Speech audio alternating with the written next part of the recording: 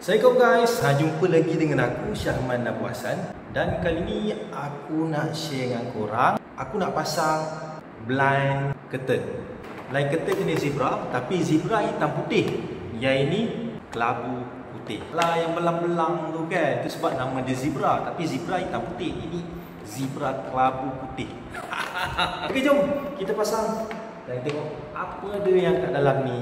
Jom layan.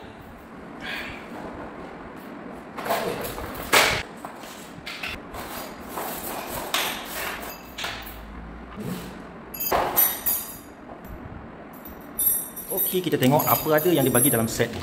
Bagi skru dengan wall plug, besi yang elbow ni lah, jenis macam ni, dia bagi dua. Dia bagi cangkuk yang macam ni. Okey, jom kita pasang. Sebelum tu aku nak tunjuk dengan korang, dua besi ni saling berkait. Dia ada satu yang jenis L, satu lagi yang bentuk dia macam ni. So macam mana nak pasang? Okey, yang ini sebenarnya dia akan terletak macam ni lah, dekat dinding. Dinding macam ni, so kita akan tebuk dua ni, lubang skru dengan wall plug yang dia bagi tadi ni. Kan dia bagi tadi ni, kita tebuk dan benda ni akan melekat dekat dinding. So benda ni pula, selepas dah melekat dekat dinding, benda ni kita kena pasang dekat sini. Benda ni kalau kau tengok dekat besi L ni, dia ada besi terkeluar sikit macam ni. Yang ini besi yang satu ni kita masukkan ke dalam. Dia ada lubang tau. Ada lubang ni masukkan besi yang terkeluar ni. Nampak? Masukkan. Lepas tu kita pusingkan dia macam ni. Nampak? Rupa dia macam ni. Macam ni maksudnya bila kita dah lekat kat dinding kan, kita dah skru benda ni dekat dinding, yang L ni dah skru, baru kita pasang benda ni. Pasang benda ni macam ni lah rupa dia. Bila dah macam ni, barulah kita gantung kita punya bidai ni. Yang ini kita buat pasang kedua-dua belah. Dia bagi dua set ni kan. Untuk panjang yang ni, panjang yang aku dapat ni, panjang ni adalah jenis 120 cm kali 180. 120 cm ni dia punya ke tepi lah, dia punya panjang. Yang ni 180 ke bawah. Maksudnya kalau katalah dia lagi panjang, ada yang 150, ada 180. 180 ni aku rasa dia dah bagi 3 kot benda ni, 3 set. Untuk yang 120 dia bagi 2 set sahaja.